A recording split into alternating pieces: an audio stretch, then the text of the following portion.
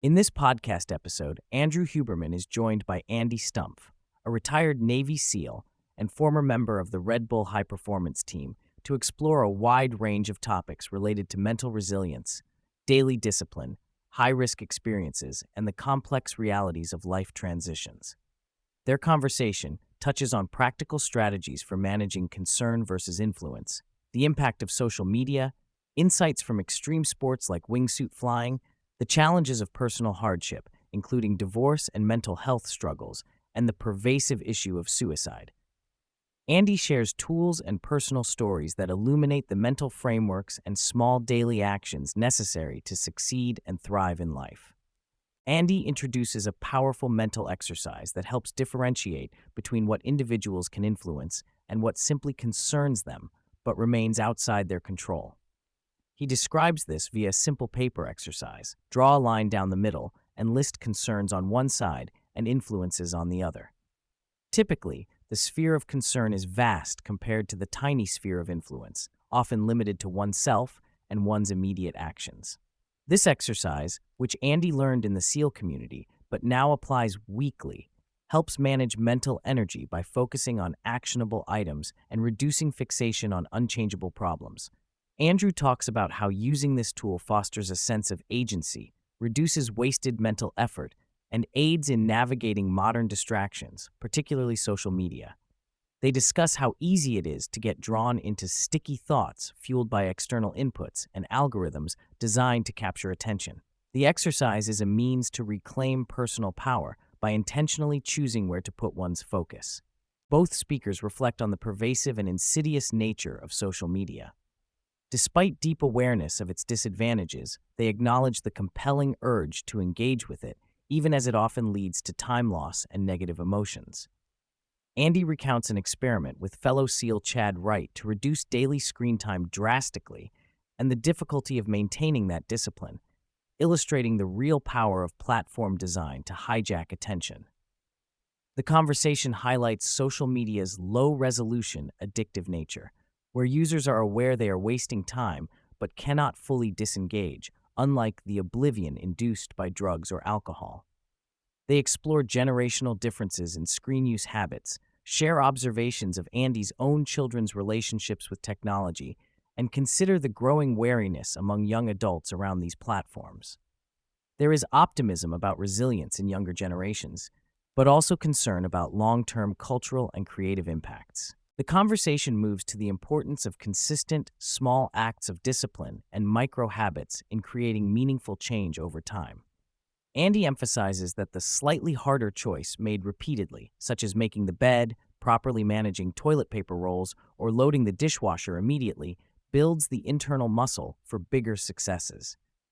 Andrew connects this to brain science, particularly the anterior mid-cingulate cortex, which grows stronger through effortful, unwilling tasks and underpins capabilities like perseverance, self-control, and successful habit formation.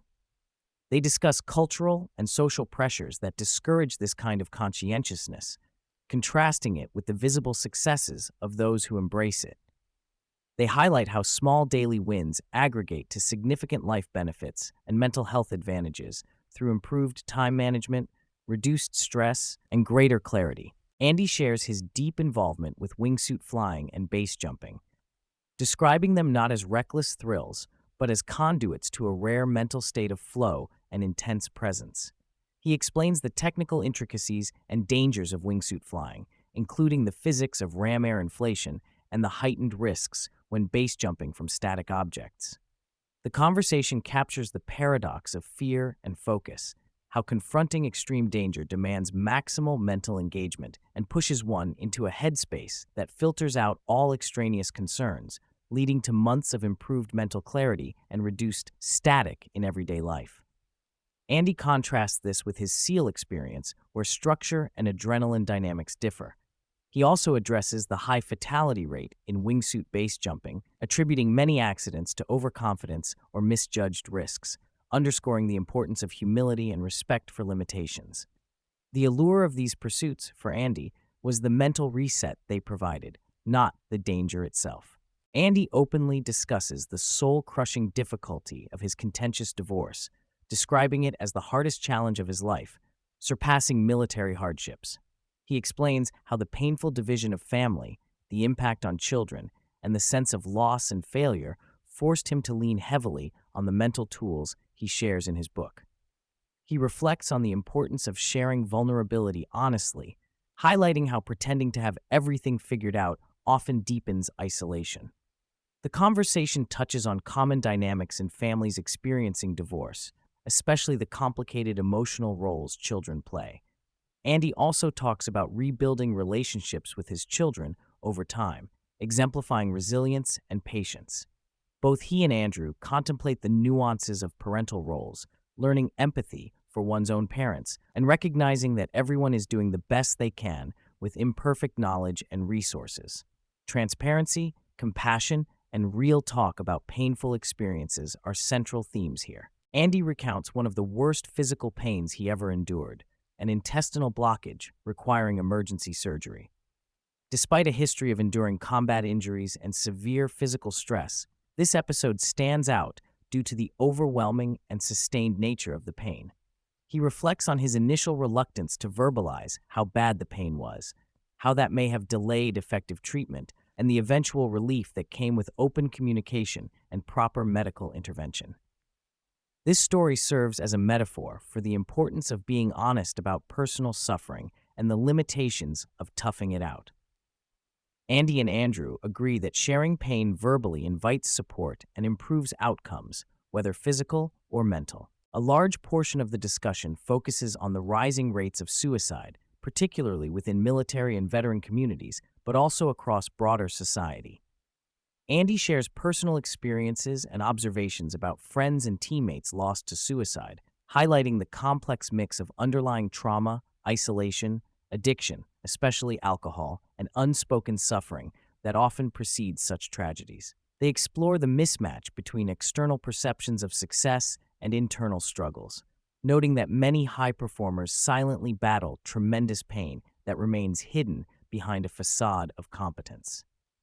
The conversation includes reflections on how trauma prior to military service compounds with deployment stress, how the loss of identity and social connection after service contributes to risk, and the challenges of recognizing and addressing those in distress early enough.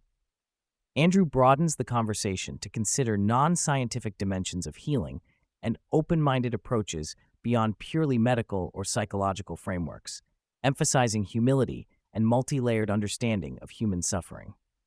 The critical role of community, check-ins, and social support is underscored as a potential lifeline. Both express hope that honest dialogue can help reduce stigma and improve connection. Discussing the price of success, Andy reflects on the trade-offs often required when pursuing ambitious goals. He advocates for measured pursuit, suggesting it is better to arrive somewhat short of lofty goals, but with a life rich in relationships, satisfaction, and balance, rather than to have achieved everything yet lose critical aspects of well-being.